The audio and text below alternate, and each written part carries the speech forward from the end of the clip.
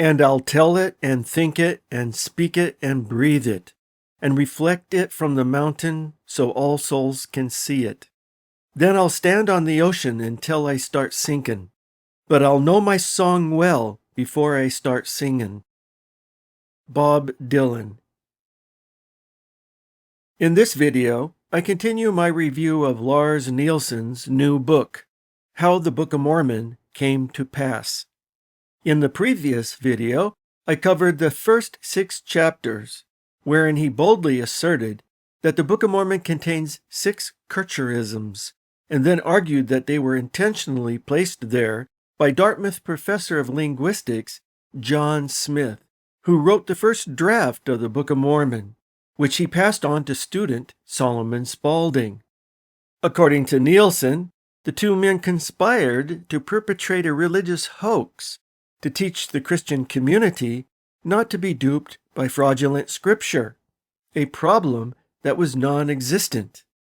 However, we found that most of Nielsen's 6 Kircherisms are weak or contrived, and that the names Nephi and Mormon have better explanations that do not require an elaborate and doubtful mode of transmission. We further found that Nielsen's claim that Professor Smith wrote the first draft of the Book of Mormon rested on his misinterpretation of an 1887 article published in the Cleveland Plain Dealer.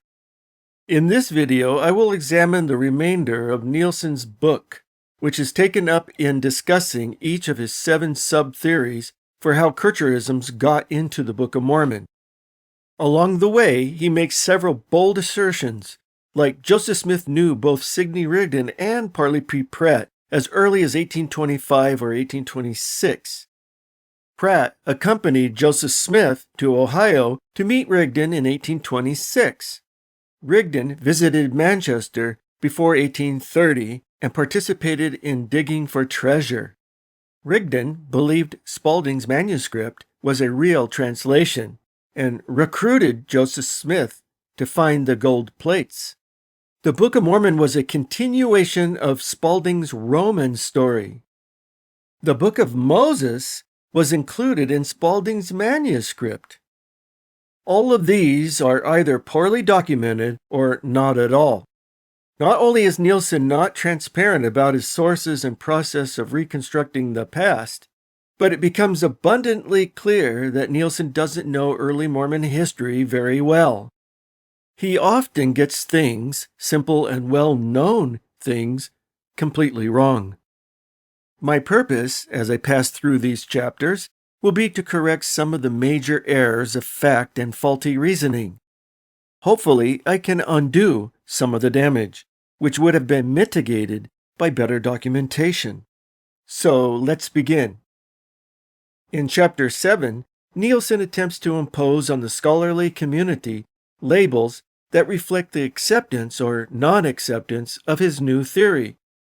Those who accept his theory that Nephi in the Book of Mormon is a Kircherism, he places in one of 7 categories, which he calls Kircher-Nephi theories, which he designates K sub 1 through K sub 7. And those who cannot accept his theory, he places in 2 groups, which he calls anti-Kircher-Nephi theories, which he designates AK sub 0, those who believe Joseph Smith translated the Book of Mormon, and AK sub 1, those who believe Joseph Smith wrote the Book of Mormon. However, this is all artificial and unnecessary. There is really only one theory presented in this book, which is Nielsen's job to defend. The other sub-theories are merely straw men that he knocks down to make his favored theory, the direct route from Professor Smith to Spalding to Rigdon to Joseph Smith, the only viable option. Nielsen announces that his aim is to ultimately apply a Bayesian probability analysis to each of the 7 approaches to his theory. But because the experiment is based on the assumption that Kircherisms are in the Book of Mormon, such an experiment would merely beg the question. In my opinion, the theory is far too speculative and its presentation fraught with a lack of transparency, inaccuracy, misinformation, and confirmation bias, that it is not fit for such an experiment. In Chapter 8, Nielsen takes on the ancient authorship theory in a way that believers would hardly think is adequate, which should have been the first clue that he bit off more than he could chew. He would have been wise to simply present his theory. Assuming Kircherisms and begging the question, Nielsen quickly dispatches the ancient theory in 4 pages. In Chapter 9, he attempts to debunk the single or sole author theory, which is held by most interpreters who question the Book of Mormon's historicity. In question-begging fashion, Nielsen dismisses this theory, arguing that it is even less likely that Smith taught himself anything about Kircher between 1817 and 1827. Assuming the presence of Kircherisms in the Book of Mormon, Nielsen launches into a series of question-begging arguments. For instance, he asserts, even if proponents of sole authorship theories could satisfy the burden of showing how Smith might have been so deeply exposed to Kircher, they would still have most of their work ahead of them. That is, assuming Kircherisms are in the Book of Mormon. Continuing, he argues, if he, Smith, were that deep into Kircher, then he must have also known that Kircher was caught, discredited, and even mocked for his deception, and that his fictitious Nephi was at the very center of it. Why would Smith intentionally leave such a titillating trail of bookish breadcrumbs directly to Kircher? This is a good reason to believe that Kircherisms aren't in the Book of Mormon. Assuming Joseph Smith is the author of the Book of Mormon, it makes more sense to conclude that what Nielsen calls Kircherisms are in fact either coincidence or his own inventions. It is rich irony to hear Nielsen argue, like a Mormon apologist, that Joseph Smith was too uneducated to have written the Book of Mormon, let alone include Kircherisms. Sparse records imply, but do not verify, that between the ages of 5 and 20, Smith may have had at most 1 or 2 years of schooling, but he is quick to add, though it is possible that he had none at all. This is most certainly wrong. Joseph Smith himself admitted that he had some schooling, though for apologetic reasons he minimized it. I was merely instructed in reading and writing and the ground rules of arithmetic, which constituted my whole literary acquirements, he wrote in 1832. There are accounts of people who either taught Joseph Smith or attended school with him during his childhood in Vermont and Manchester, New York, and even during his late teens while he lived with Josiah Stoll in South Bainbridge during the winter of 1825 and 26. In an essay published in 2016 in Dialogue, a Journal of Mormon Thought, Bill Davis documented that the overall estimated time that Joseph Smith spent in formal education was the equivalent of approximately 7 full school years. This does not include other avenues of education available to Smith, especially through his father, who taught school in Vermont. The problem that Nielsen and other Spalding advocates need to deal with is that the level of education required to dictate the Book of Mormon is far less than what Professor Smith, Ethan Smith, or Spalding possessed. If Joseph Smith was just reading Rigdon's prepared text and making occasional additions, why is the grammar of the original dictation so consistently bad? In other words, the Book of Mormon doesn't require a highly educated person as its author. In fact, it is what Joseph Smith's subsequent dictations indicate he was quite capable of producing, and he did so without Rigdon's help. After the Book of Mormon, Joseph Smith continued to dictate not only the Book of Moses, which is merely the first part of his inspired Bible revision project, but also a continuous flow of revelations, some of which are quite long and elaborate, as well as the Book of Abraham, which included the creation of dozens of names. Nielsen never touches on any of this. Neither does he explain how Joseph Smith could read a prepared text with his face buried in his hat. During the 19th century, Spalding advocates assumed Joseph Smith translated from behind a curtain, but that was not the case, according to several eyewitnesses. The suggestion that he memorized large portions of Rigdon's manuscript and repeated them hour after hour to his scribes is not credible. Nielsen also doesn't discuss evidence that the text was created orally instead of as a written composition, some of which was presented in William L. Davis's 2020 book, Visions in a Seer Stone. On page 3, he states, "Abundant evidence throughout the work indicates that Smith made use of several techniques that facilitated the process of oral composition, including such methods as the semi-extemporaneous amplification of skeletal narrative outlines, the use of formulaic language in biblical and pseudo-biblical registers, rhetorical devices common in oral traditions, and various forms of repetition, e.g., recycled narrative patterns, among other traditional compositional strategies. Viewing the Book of Mormon within the context of 19th century oratorical training and techniques therefore offers a performance-based approach to understanding the text.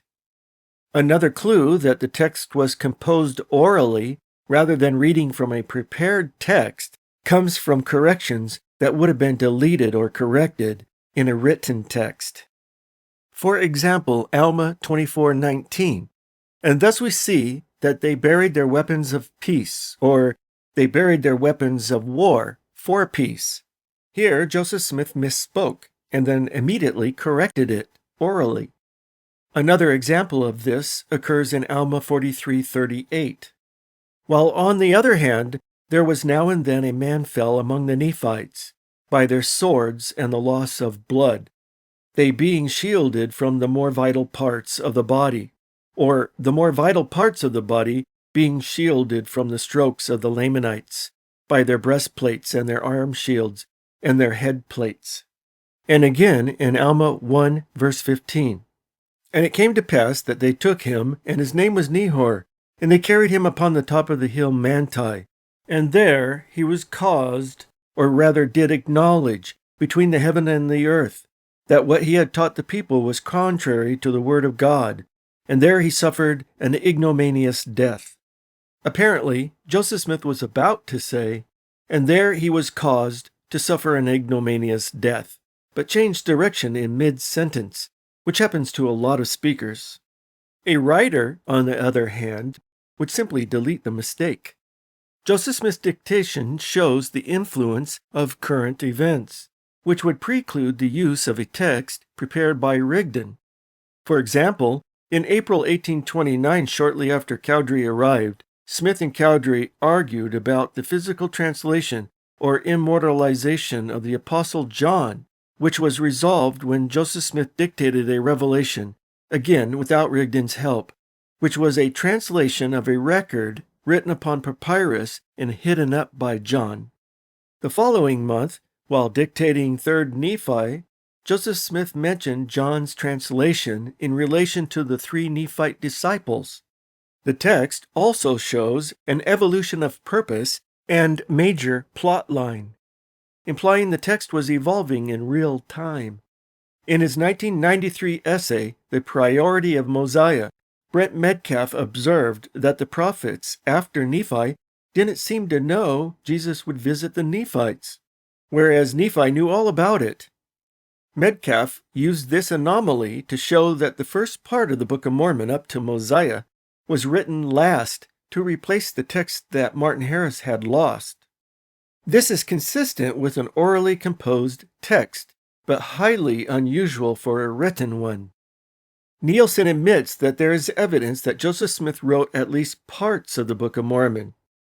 Nielsen argues that the Spalding theory can accommodate Smith making last-minute changes to whatever text he may have possessed. Smith seemingly had no misgivings about inventing prophecies in the name of Isaiah and dictating them to his scribes, or having characters in the Book of Mormon prophesy about himself. He insists that evidence of Smith's contribution doesn't prove his authorship of the whole book. This, he says, would commit the fallacy of composition, which happens when one confuses an attribute of a part with the whole. Nielsen assumes Joseph Smith's contributions can be isolated to a few sentences and passages, but in my 2004 biography, Joseph Smith, The Making of a Prophet, which I'm sure he has not read, I explored how Lehi's family, in many ways, mirrored the Smith family's emotional dynamics following the death of Joseph's oldest brother Alvin in November 1823, when the Smith family, like Lehi's family, became divided over the meaning or validity of its patriarch's dreams. Both Joseph Smith Sr. and Lehi received coded messages in dreams, one of which was about their families following a path to the tree of life. Significantly, in Joseph Sr.'s dream, the entire family makes it to the tree, consistent with his belief in universal salvation, whereas in Lehi's dream, Laman and Lemuel do not make it to the tree, reflecting the religious division in the Smith family following Alvin's death. The situation in the Smith home became particularly distressing when Joseph's mother Lucy and siblings Hiram, Samuel, and Sophronia joined Palmyra's Presbyterian Church during the revival of 1824 and 25.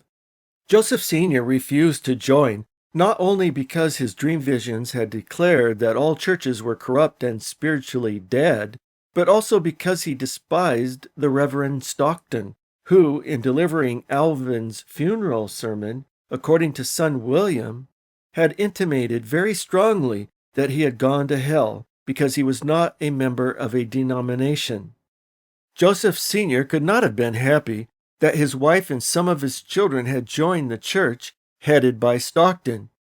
And what did that imply about their belief concerning Alvin's fate and Joseph Sr.'s dream visions? Nephi's two oldest brothers, Laman and Lemuel, opposed Lehi's prophecies and ridiculed his visions as the foolish imaginations of his heart, and Sariah, Lehi's wife, experienced a brief period of doubt in which she complained against Lehi and derogatorily called him a visionary man. Nephi, the youngest of Lehi's 4 sons, became a zealous defender of his father's dreams, a role that Joseph Jr. filled in his family as well. As early as 1831, Abner Cole, editor of the Palmyra Reflector, wrote that the Book of Mormon corresponded precisely with revelations made to and predictions made by the elder Smith a number of years before. So, there is more to the name Nephi than Nielsen is willing to admit. The character Nephi is actually one of Joseph Smith's alter egos. Mormon is another. In my biography of Joseph Smith, I also noted parallels between Joseph Smith and Mormon, including the following. Both were named after their fathers. Both were large in stature. Both moved with their fathers from the North Country to a land southward about the age of 10 or 11.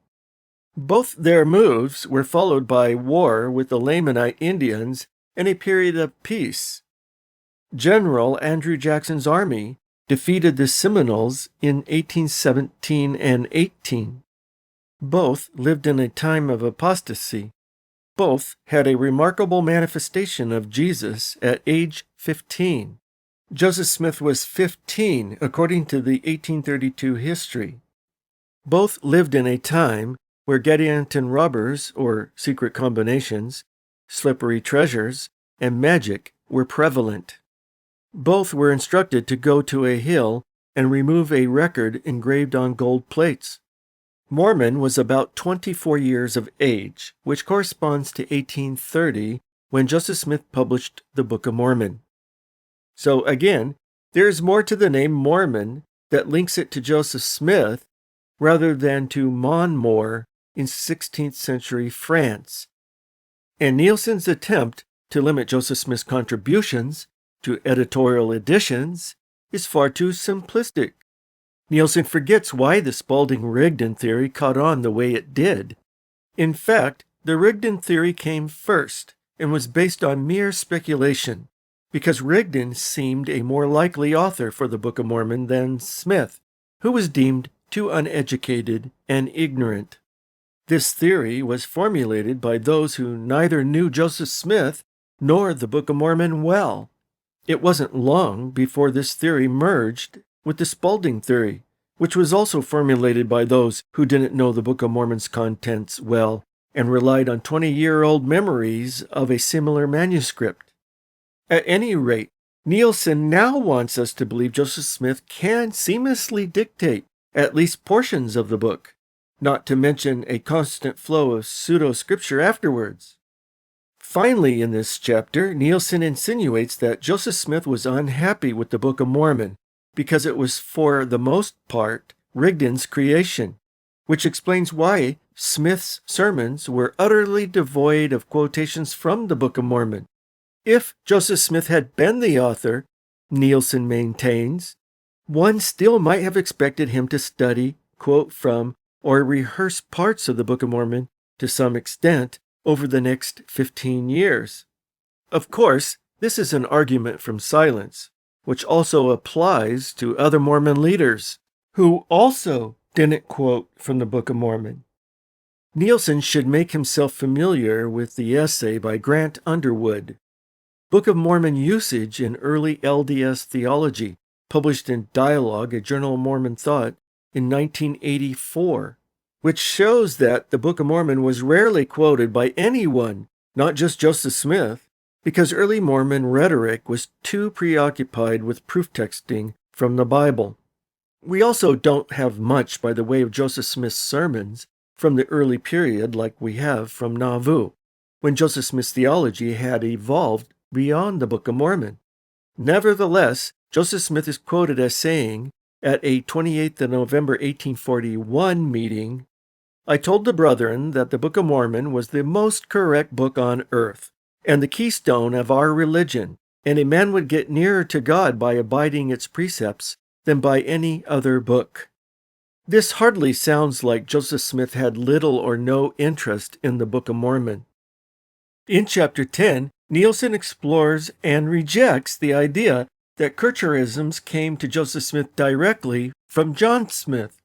This chapter, much like the book itself, is a minefield of misinformation, which exists largely because it is so poorly documented. For example, in recounting early Smith family history, he falsely claims that Father Smith would exhume the bodies of recently deceased persons with the help of his two eldest sons, Alvin and Hiram, to sell to the nearby medical school, and that money digging was a cover for grave robbing. I'm not sure how that would work, since money digging was not performed in graveyards. What are they going to say when the sheriff discovers their activities? "Oh, we're not robbing graves, just money digging." That makes no sense. Also in this chapter, Nielsen mentions the work of Richard Behrens, who thought the key to understanding early Mormon doctrine was what Joseph Smith learned from his brother Hiram, who attended Moore's Charity School at Dartmouth from about 1811 to 1814. Behrens believed that the deceased Professor Smith's lectures were still being used and that Hiram was exposed to them. In a 2006 essay published in the John Whitmer Historical Association Journal, Behrens surveyed notes of the professor's lectures and compiled a list of 20 unremarkable parallels, some of which were obvious distortions. For example, he compares Professor Smith's discussion of Greek duality with the Mormon concept of pre-existence, which are nothing alike.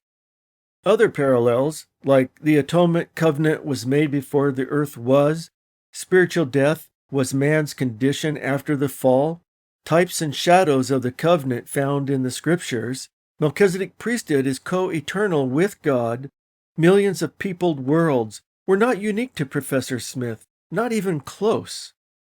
More importantly, none of these parallels have anything to do with the Book of Mormon, so Barron's essay is not relevant to our discussion, even if it were well-reasoned, which it is not. Nielsen accuses Mormon scholars of hiding the truth because he learned that certain scholars at BYU had requested copies of John Smith's papers, but nothing came of it. He speculates that ecclesiastical oversight shut down their exciting project because their hypothesis too much called into question several aspects of the official faith-promoting narrative.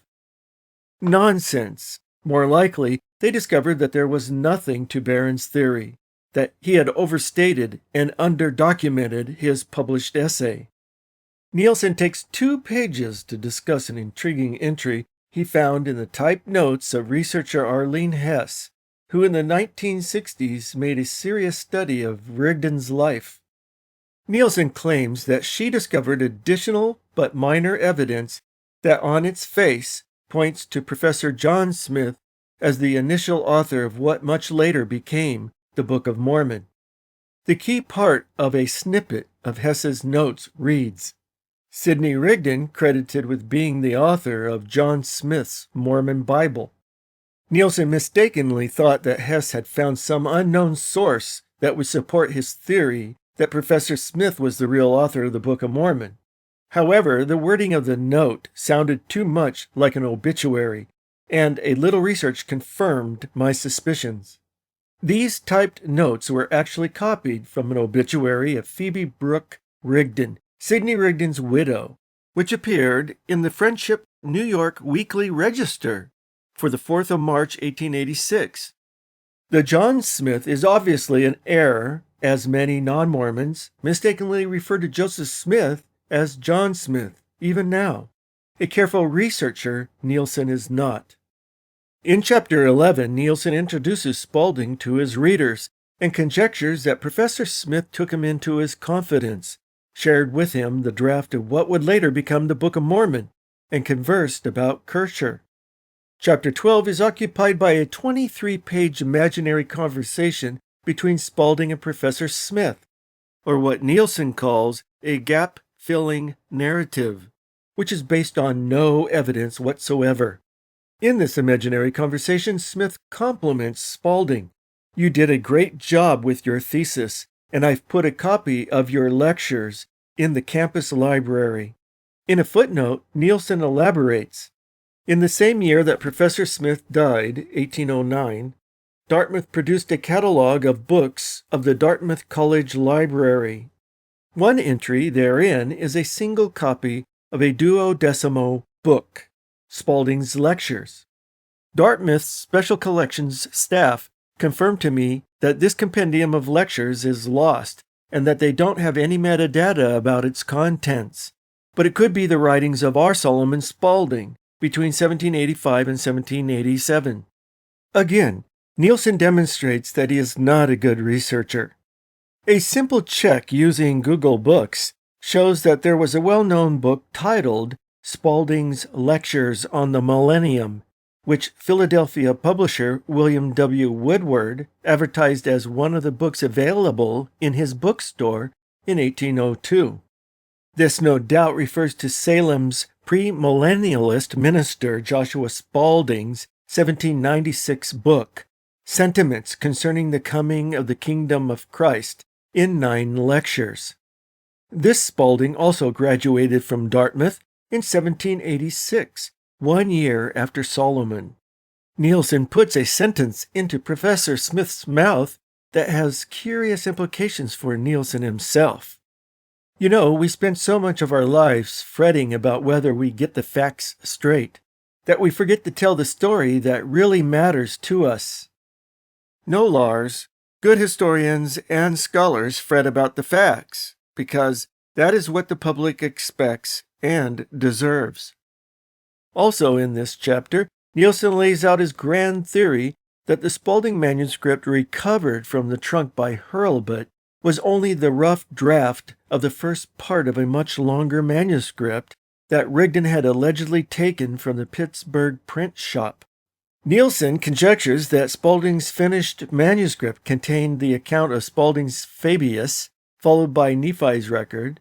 For some reason, he skips Mormon's record, which was followed by the Jaredite record, and finally by the Book of Moses, which Joseph Smith dictated in the months following the Book of Mormon's publication in March 1830.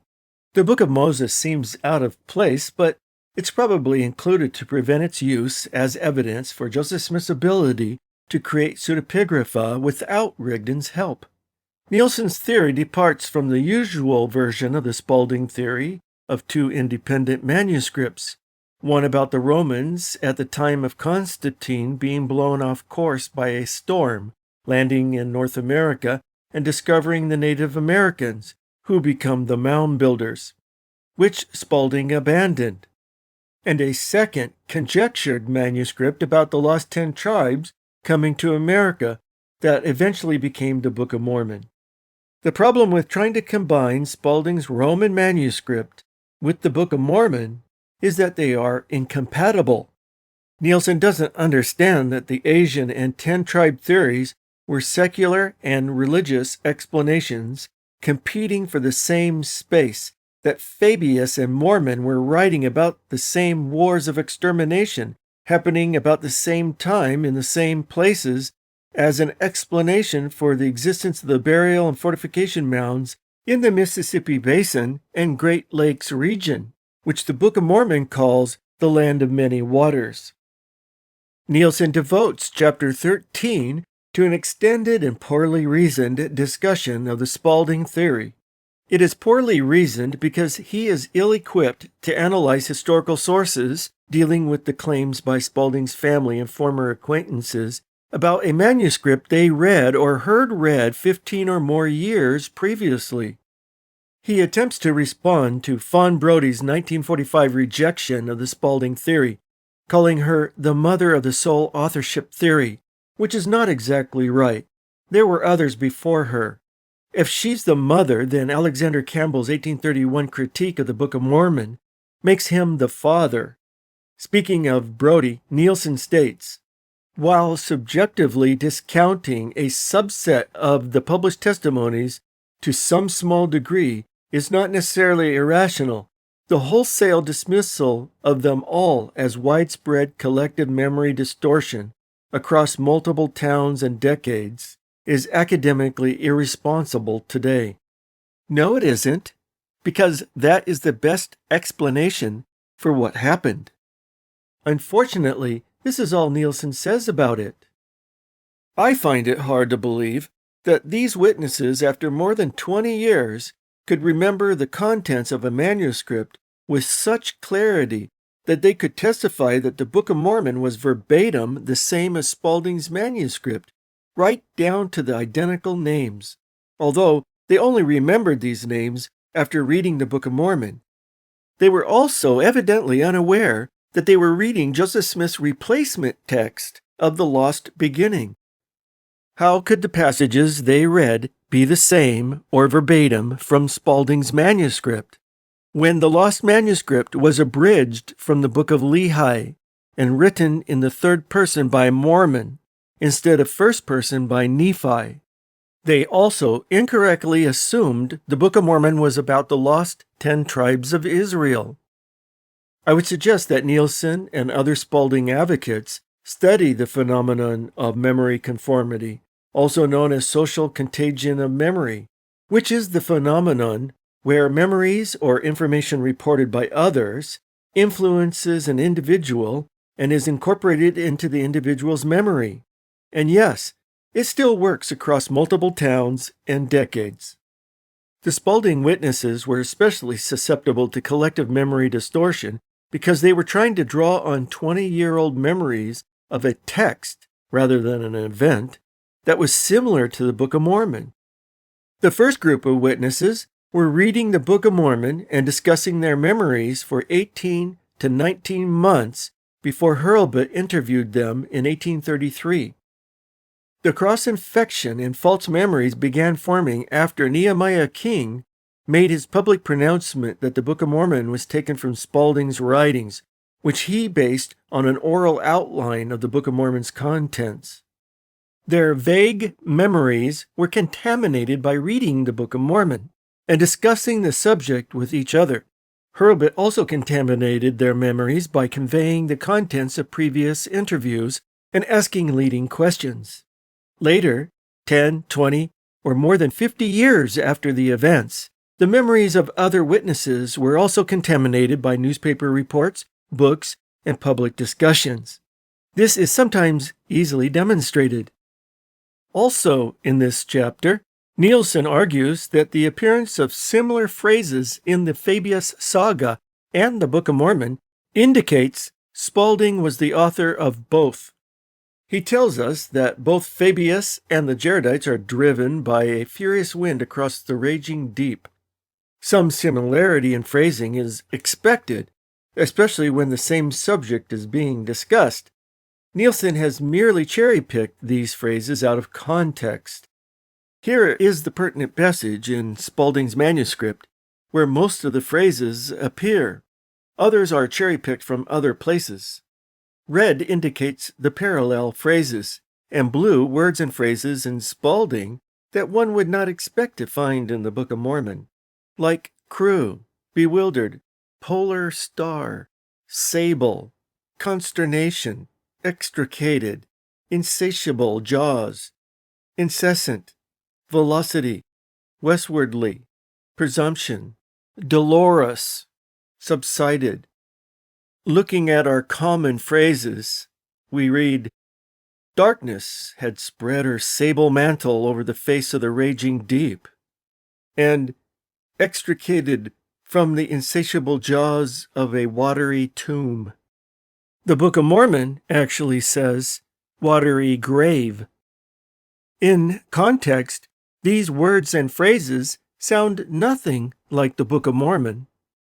Continuing, even old ocean appeared to sympathize in our distress by returning the echo of our vociferous cries and lamentations. After being driven 5 days with incredible velocity before the furious wind. And finally, no pen can paint the dolorous cries and lamentations of the poor mariners.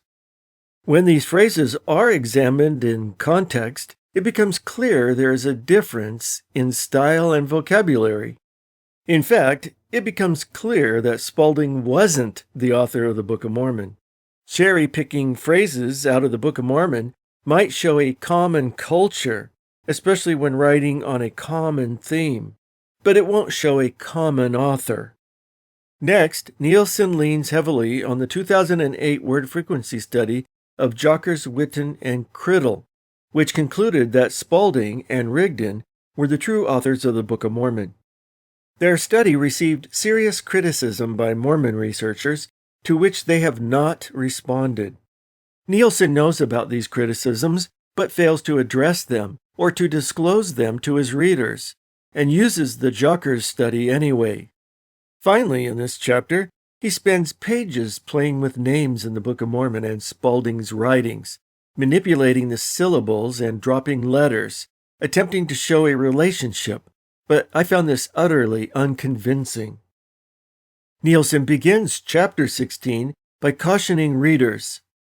Some statements, especially concerning the thought and motives of Rigdon and Smith, are presented using declarative sentences in the past tense, despite being elements of sub-theory rather than presentations of fact.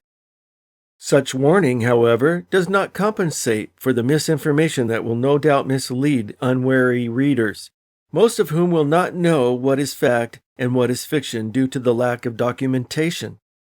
In chapters 16 and 17, Nielsen presents his belief that Joseph Smith and Sidney-Rigdon met in 1826 through mutual acquaintance Parley P. Pratt. There is no evidence for this, so it's not surprising that Nielsen gives no documentation.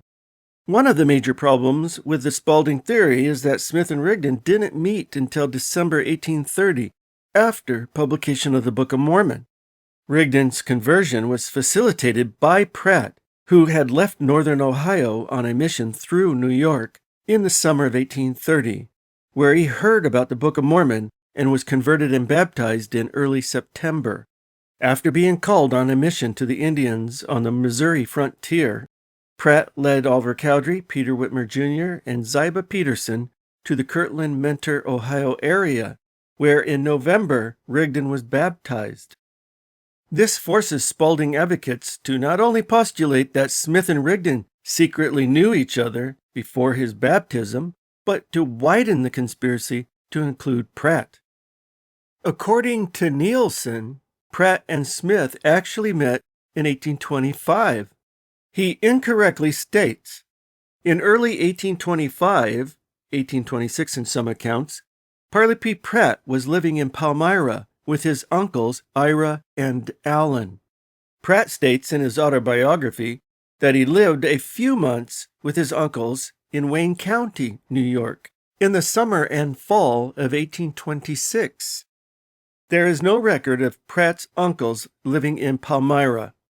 Rather, according to the 1820 census, Ira and Allen lived in Phelps, which is about 13 miles from Palmyra and about the same distance to the Smith farm in Manchester. However, Phelps was in Ontario County, not Wayne. Sometime between 1820 and 1830, Ira moved to Sodus, Wayne County, and Allen moved to Junius, Seneca County. Sodus is about 19 miles from Palmyra and 22 miles from the Smith farm in Manchester. Even Dale Broadhurst understood that at most Parley was 20 miles away, as the crow flies, from the Smith homestead at Manchester. There is no reason to believe Pratt and Smith met in 1825 or 1826, but moving Pratt's uncles to Palmyra helps readers imagine it was so. After learning about Joseph Smith from Pratt, Nielsen speculates that Rigdon became interested in Smith and sought his assistance because he thought he could help him locate the gold plates. Somehow, Rigdon didn't know who wrote the manuscript in his possession and assumed it was a real translation of real gold plates, although he felt free to change it as he pleased. Another indication that Nielsen's book is closer to fiction than history is his inclusion of fake passages of Scripture without warning. In fictionalizing Rigdon's struggle to know God's will concerning him and his newfound manuscript, Nielsen quotes James 1:3-4 and alludes to the familiar, "If any of you lack wisdom, ask of God" passage in verse 5. This is followed by 6 verses from the pseudepigraphic Book of Lars, verses 17 through 22, of which there is evidently only one chapter. I, of course, jest just a little, but Nielsen gives no warning or reference to this fake scripture. In chapter 17, Joseph Smith accompanies Pratt to Ohio, and Pratt introduces Smith to Rigdon in 1826, for which there is no evidence. Nielsen's very poor skills as a historian continue when he describes what happened when Smith returned to Manchester. According to Nielsen, when Smith returned, he waited until the autumnal equinox to astonish his family and friends with a somewhat familiar but still sensational announcement. He had recently conversed with another guardian spirit, who revealed to him that in a hill not far away there were plates of gold deposited. This scenario, which has nothing to support it, is contradicted by Lucy Smith's recounting of how she and her family learned about the heavenly messenger and the plates in September 1823, before her oldest son Alvin died the following November.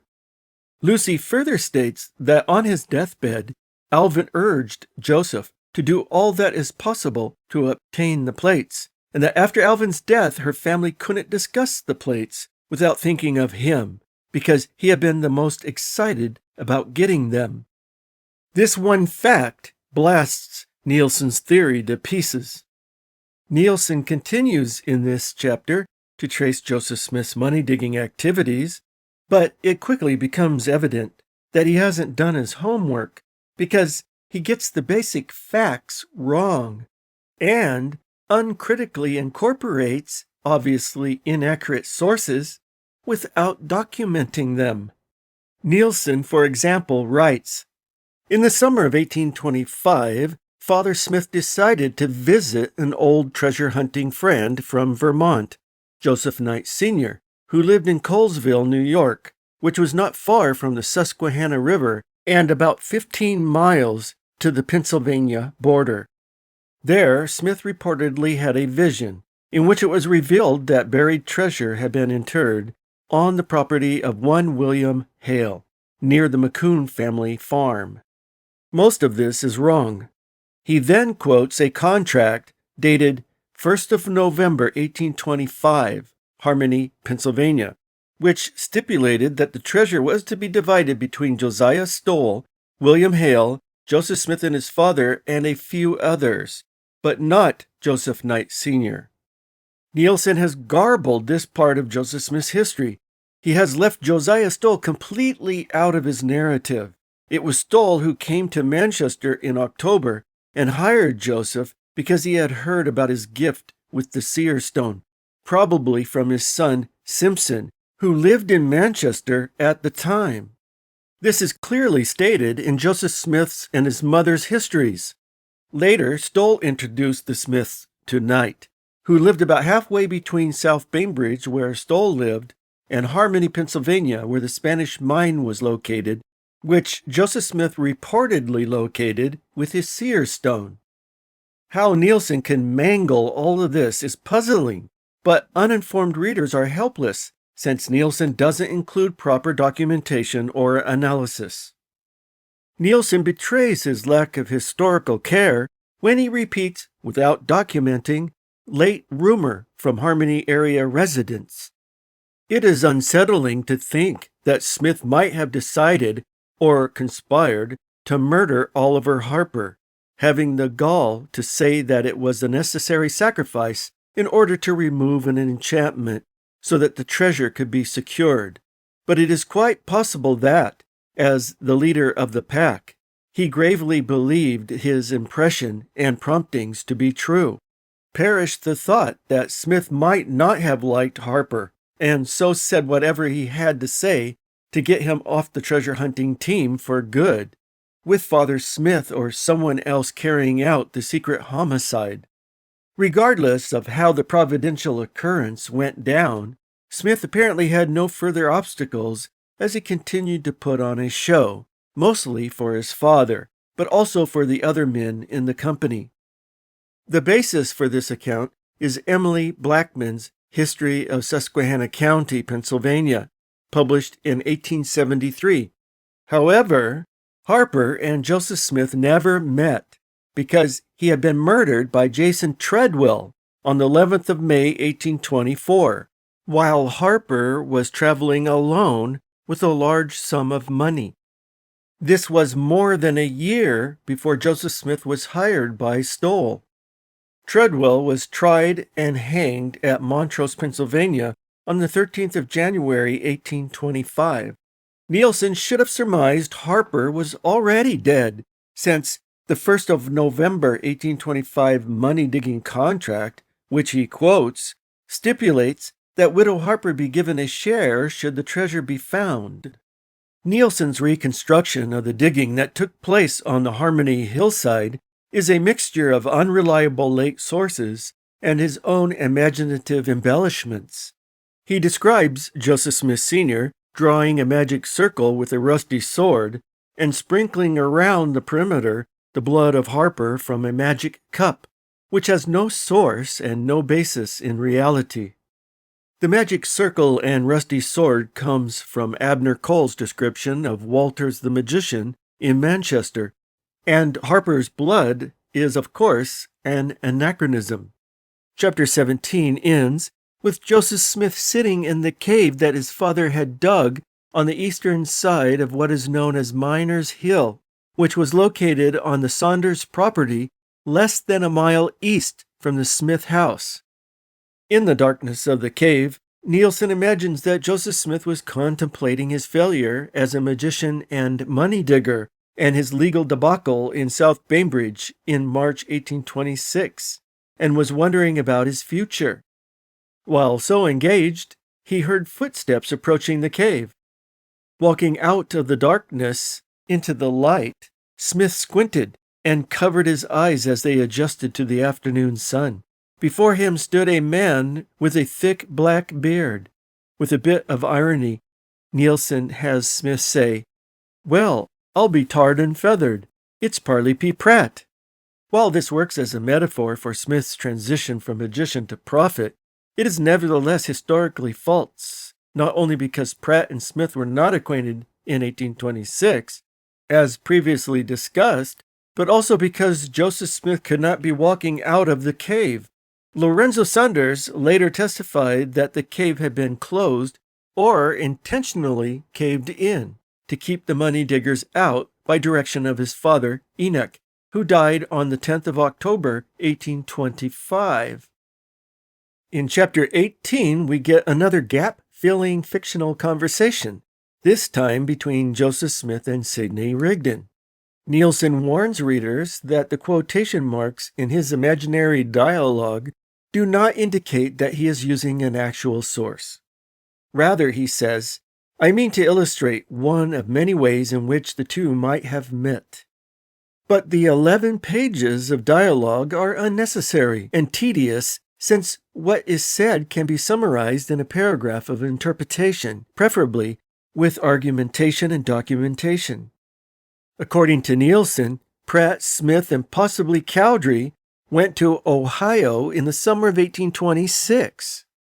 There is no evidence that Smith and Cowdery met before April 1829.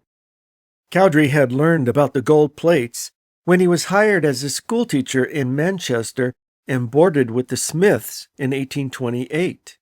When Cowdery learned about the plates, he became anxious to meet Joseph. As soon as the school term ended, Samuel Smith escorted Cowdery to Harmony. 2 days later, Cowdery began acting as Joseph's scribe. As previously mentioned, there is also no evidence that Pratt or Joseph Smith met in 1826, or that Joseph accompanied Pratt to Ohio to meet Rigdon.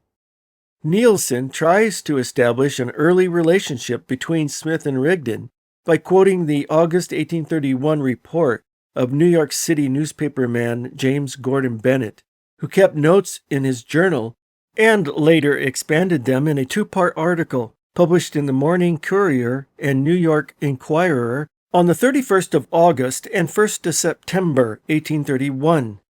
However, Bennett's report is a garbled and unreliable account, which obviously conflates Sidney-Rigdon, the revival preacher, and Walters the magician, who was affiliated with the money diggers trying to find the gold plates on the hill Cumorah.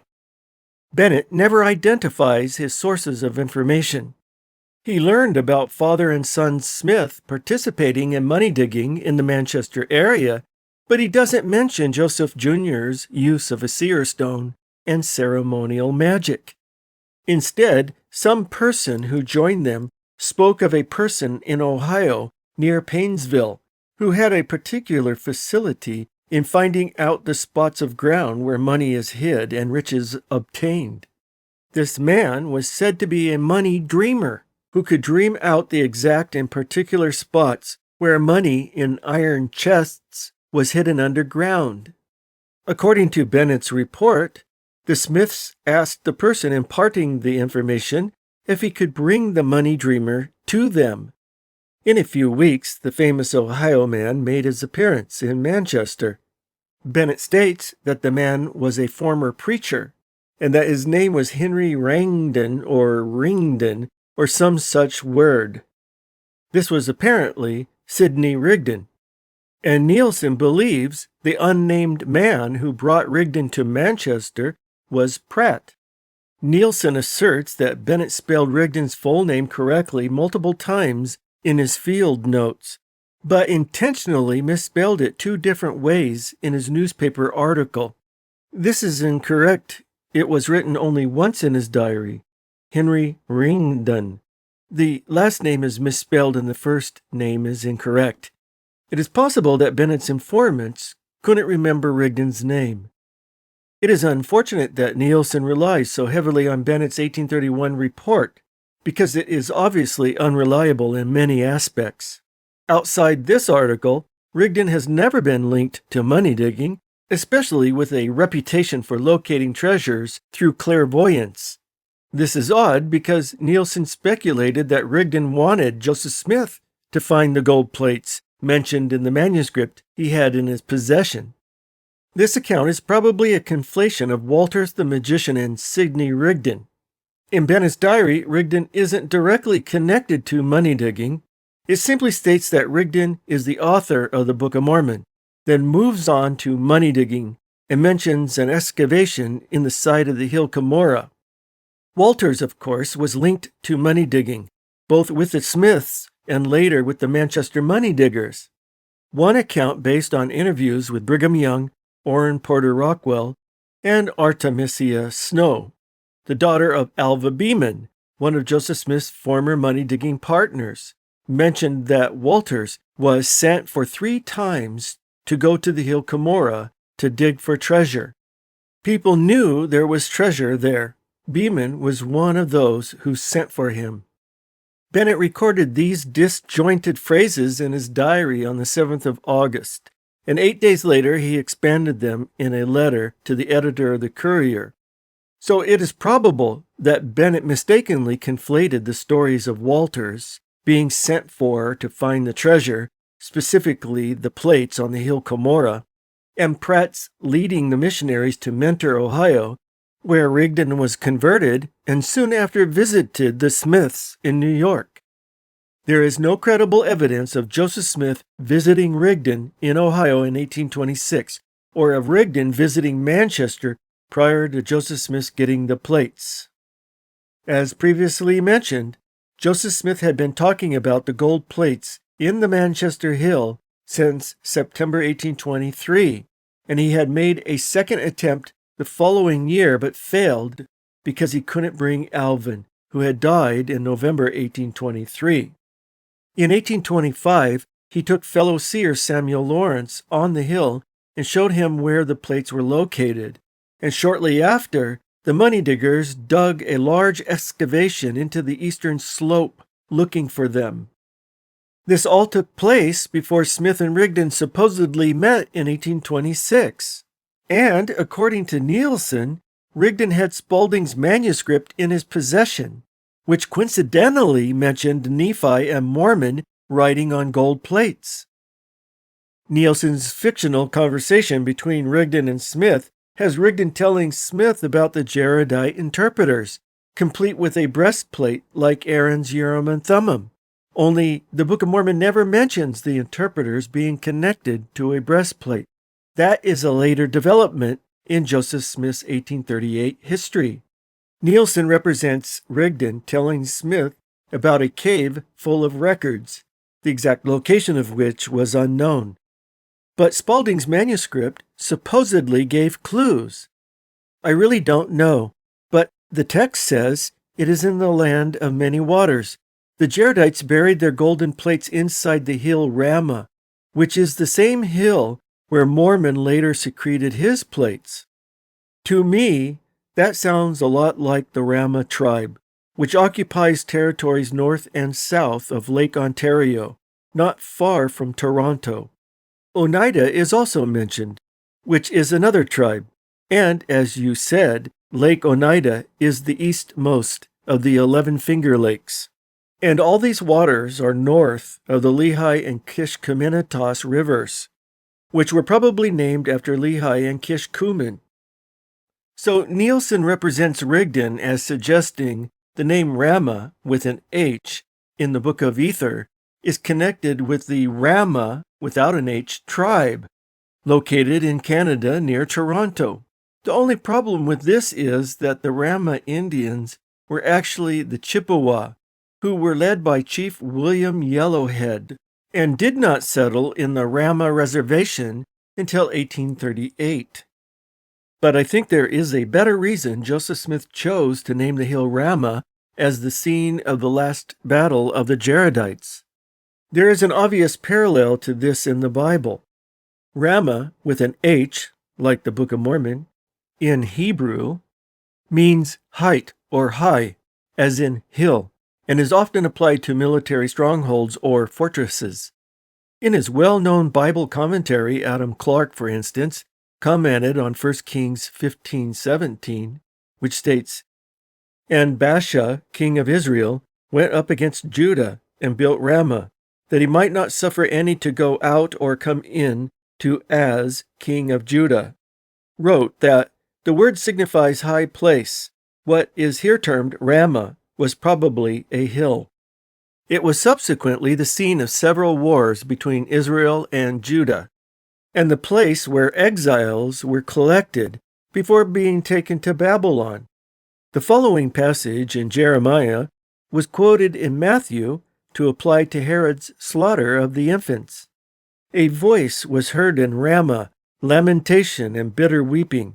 Rachel, weeping for her children, refused to be comforted for her children, because they were not." According to Moroni's abridgment of the Jaredite record, the army of Coriantumr did pitch their tents by the hill Ramah, and they fought all that day, and conquered not. And it came to pass that when it was night, they were weary, and retired to their camps. And after they had retired to their camps, they took up a howling and a lamentation for the loss of the slain of their people. And so great were their cries, their howlings and lamentations, that they did rend the air exceedingly. Thus, Smith chose a fitting name for this hill. Oneida is mentioned as a hill in Alma 32:4 and 47:5, but this is clearly located in the land southward, that is, south of the small neck of land. How this can help Rigdon narrow down an area for the location of the plates is a stretch. This doesn't mean that Joseph Smith could not have been inspired to use the name Oneida by the Oneida tribe. It's only natural for both Spalding and Smith to look at the regional names, especially those associated with Native Americans, for inspiration. Did a small river located about 36 miles northeast of Pittsburgh with the Native American name of Kishkemenitas influence the Book of Mormon name Kishkumen? This is very doubtful. Kishkumen first appears in Helaman 1 verse 9, but prior to this in verse 3 appears Pekumenai, which appears nowhere else in the Book of Mormon. Before this, Kumenai appears in Alma 56:14, so it could be argued that Joseph Smith was inspired by Kumenai and Pekumenai when he invented the name Kishkumen. But Nielsen's suggestion is seriously flawed because he has misspelled the name of the river to match the Book of Mormon better. A search in Google Books using Nielsen's spelling turns up 0 sources. It is actually the Kishkemenitas River. Using various online pronunciations, this is how it really sounds. Kishkemenitas. Kishkemenitas. Kishkemenitas. Kishkemenitas. Obviously, that sounds nothing like Kishkumen. What at first looked like a promising parallel has pretty much vanished. In chapter 19, Nielsen cites a very important essay by Brent Metcalf titled The Priority of Mosiah, a Prelude to Book of Mormon Exegesis, which was published in his 1993 book, New Approaches to the Book of Mormon.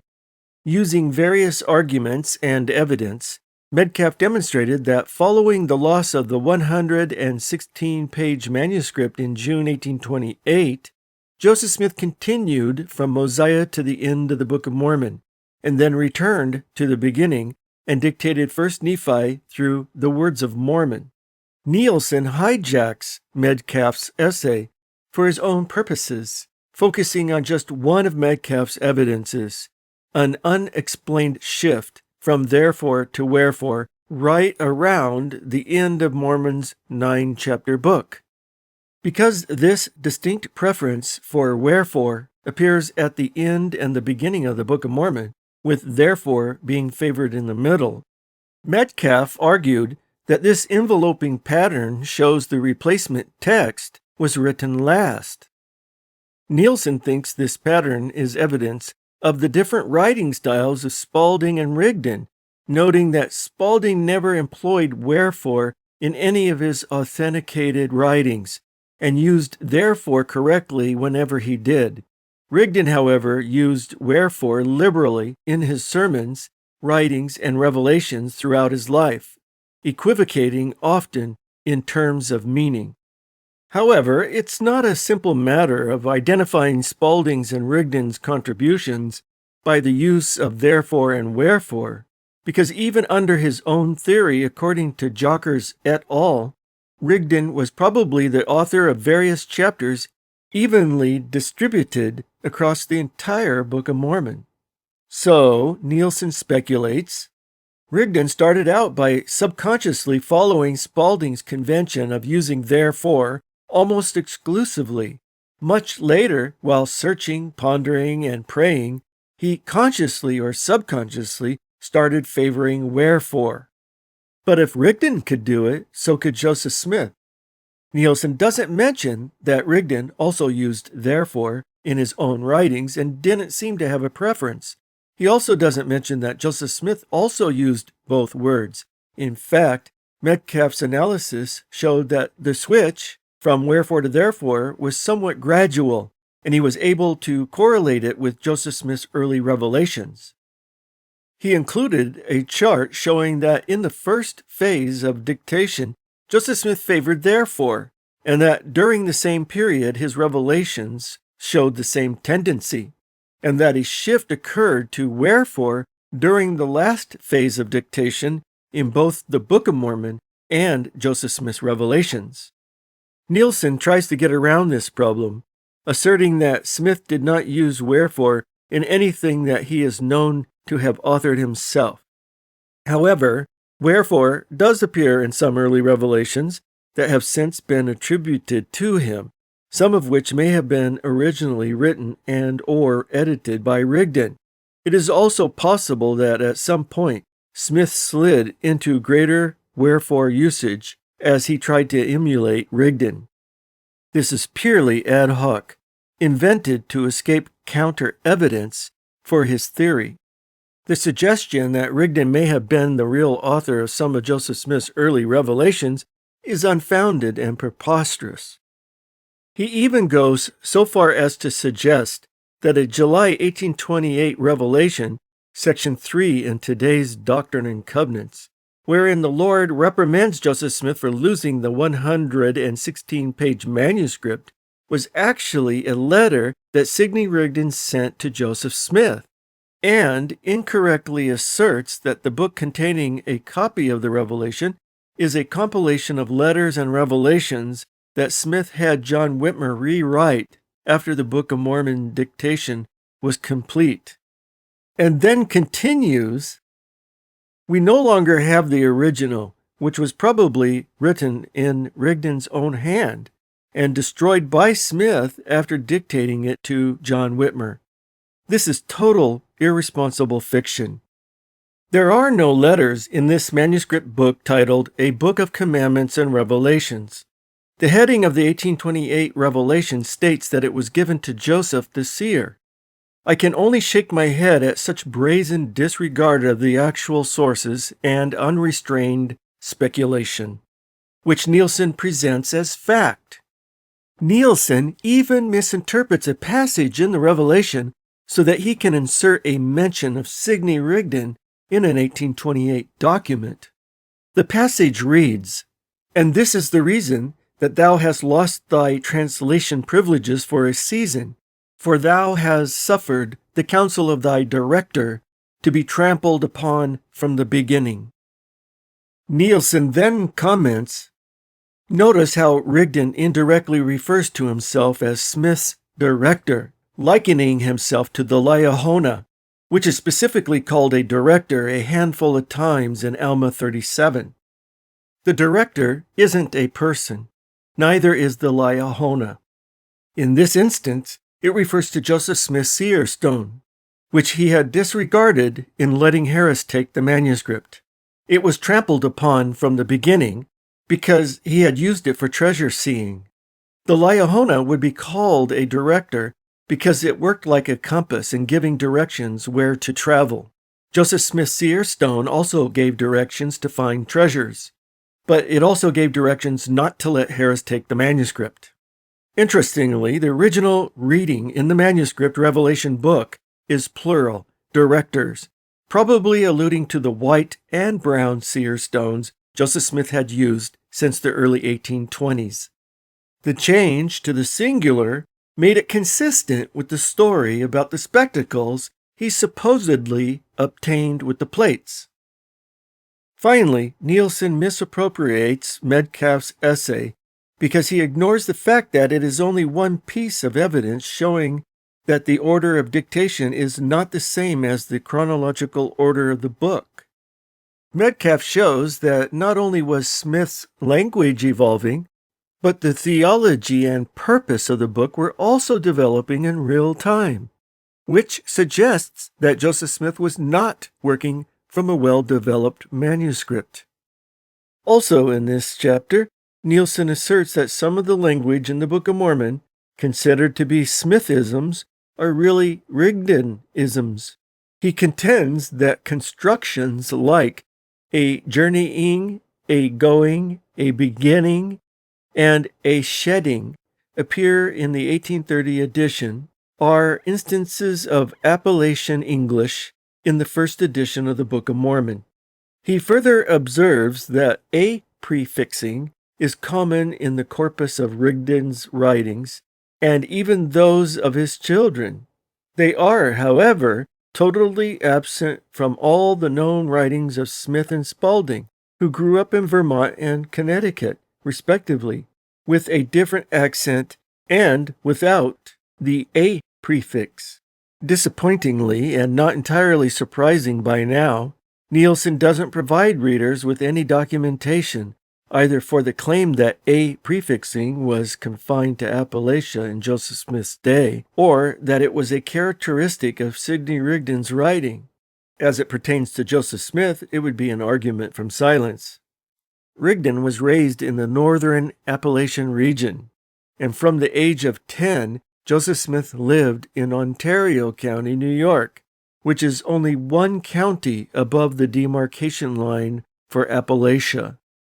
Of course, Appalachia is a somewhat arbitrary designation, but Nielsen's mention of Appalachian English is misleading. Just because a prefixing became a feature of the Appalachian English doesn't mean that it was always confined to that region. It only means that it hung on longer in parts of Appalachia, especially the isolated mountainous areas in the southern region. A prefixing with participles, ing, can be traced back to early Middle English. It is even in the King James Version of John 21:3. Simon Peter saith unto them, I go a-fishing. And Luke 9:42. And as he was yet a-coming, the devil threw him down and tare him. When Joseph Smith dictated the Book of Mormon, a prefixing was not confined to a specific region, but occurred widely in the United States. But in Britain, it began to be discouraged by the mid-1700s, and in the United States, around the middle of the 19th century. Concerning the decline of its use in the United States, University of South Carolina's Michael B. Montgomery observed, there seems to be little evidence of its being viewed as one of dialect or rusticity until around the middle of the 19th century, as it came to be displayed in the speech of characters, white and black, in backwoods and local color fiction. From this, its association with Appalachian speech no doubt evolved, but that it was considered as generally a rustic usage rather than a distinctly Appalachian or archaic one can be deduced by the fact that early commentators on mountain speech did not find it noteworthy. So there is no reason to believe Joseph Smith did not use a prefixes in his speech, especially in his early days. In Chapter 20, Nielsen proposes that readers create a Bayesian scorecard on the various categories he has presented in his book, such as the supernatural Moroni theory, or the Joseph Smith as sole author theory, or some variation of the Professor Smith, Spalding, Rigdon, Joseph Smith theory. He believes that most honest thinkers will conclude that K sub 5p is the most parsimonious theory for explaining how Mormonism's flagship scripture came about. K sub 5p is the Professor Smith-Spalding conspiracy coupled with the Rigdon-Smith conspiracy theory. Earlier, in Chapter 9, Nielsen tried to make an artificial distinction between simplicity and parsimony to head off obvious criticism that his theory has made the already complex Spalding theory even more complex. With a little misdirection, he said that fewer authors is not necessarily synonymous with fewer assumptions. Oh, really? Which is simpler? Joseph Smith got the name Nephi from the Apocrypha, or from Kircher via Professor Smith, via Spalding, via Rigdon? What if it depends entirely on the discredited Spalding theory? He essentially argues, if a more complex theory explains the data better than a simple theory, the more complex one is probably correct. But what if the more complex one has no evidence and is maintained by fantasy rather than sound research? What if it rests solely on parallels that are better explained as coincidence? Simply put, Bayesian analysis, named after 18th century English mathematician Thomas Bayes, is a way to rate confidence levels about various data, especially after the introduction of new information. But how accurately can Bayesian analysis be applied when it's based on massive amounts of misinformation? The confidence level of any claim in this book should be very low. Furthermore, the whole presentation has been skewed by Nielsen's false assumption that he is armed with one incontrovertible Kircherism, the name Nephi. Such a procedure will only tell us the degree to which readers have been manipulated by the author, who has carefully stacked the deck in his favor. Little wonder Nielsen asserts that K sub 5p should be considered the leading theory for how the Book of Mormon came to pass. He then has the gall to tell readers, should you believe that your own Bayesian analysis would rank any theory other than K sub 5p as the leading explanation for how the Book of Mormon came to pass, then please email me, request that I send you my spreadsheet template, and commit to sending it back when you are satisfied with your own analysis. Nielsen should be clear by now that I don't believe the evidence exists to support his assumption that Nephi is a Kircherism in the Book of Mormon. This isolated parallel alone isn't such that it justifies overturning everything we know from better evidence. This puts me into Nielsen's AK sub 1 or anti-Kircher sub 1 theory camp, along with the majority of serious non-believing students of the Book of Mormon who have rejected the Spalding theory. Nothing has changed with the publication of Nielsen's book. In Chapter 21, which is titled Magic and Misdirection, Nielsen gives us another 4 pages of invented dialogue between young Joseph Smith and his family about money digging on the Manchester Hill, later known as the Hill Cumorah. He imagines that the Smith boys played on the Manchester Hill and fantasized it was the Grand Cumorah Island, and that they were digging for Captain Kidd's treasure, which was guarded by a spirit named Moroni. Much like Kircher's Nephi and Weyer's Mormon, critics have long struggled to connect the Cumorah Islands, located off the eastern coast of Africa, and one of their chief cities named Moroni, to Joseph Smith and the Book of Mormon. They argue that since the famed pirate, Captain Kidd, once landed on one of these islands, the names must have been carried over from the Smiths money-digging days. It is a theory I have tried to discourage from the beginning, regarding them as a combination of coincidence and imagination. Nielsen quotes the late Grant Palmer, saying that the Smiths called the Manchester Hill Cumorah because Captain Kidd was hanged for crimes allegedly committed in the vicinity of Moroni on Grand Comoro. When I fact-checked this source, I found that Palmer was actually quoting an earlier article on the same subject by Ron Huggins. He then adds that Moroni is the capital of the largest city of the Comoros Islands. In fact, Kidd committed his crimes, for which he was hanged, thousands of miles north of the islands, and Moroni would not become the capital of the Grand Comore Island until 1958. There was a port named Moroni, or Moroni, on a different island, which appeared on some rare maps, but there was nothing noteworthy about it. By the way, while it is uncertain how Moroni got its name, Moroni, which means at the river, is a somewhat popular Italian surname. The House of Moroni was a moderately powerful Italian noble family. Giovanni Battista Moroni was a popular Italian painter of the late Renaissance who lived from 1520 to 1578. Nielsen then goes on to make other false and contradictory claims. Palmer asserted that the Smith boys may have picked up the name Moroni from Captain Kidd's stories that circulated during their lifetime or that of their father. In one such story, Kidd killed Moroni, his first officer, and buried him with his enormous treasure so that Moroni's spirit would haunt and scare away any future diggers before Kidd might return to claim it. Nielsen gives no footnotes and no references, either in Palmer or Captain Kidd folklore. The main reason for this is that they don't exist.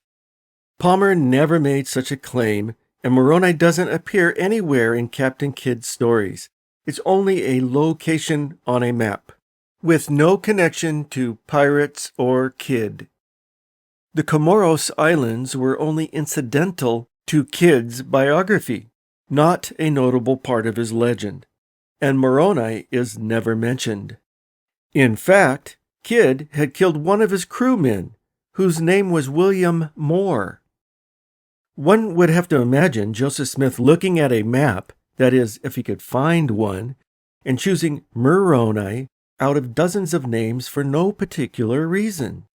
The names Cumorah and Moroni are entirely coincidental and should stand as a caution to anyone trying to play the name game, not only for Nielsen's Nephi and Mormon, but also for Mormon apologists who use Nahom in Yemen on the Saudi Arabian Peninsula, which Nielsen no doubt explains as a combination of coincidence and apologetic spin.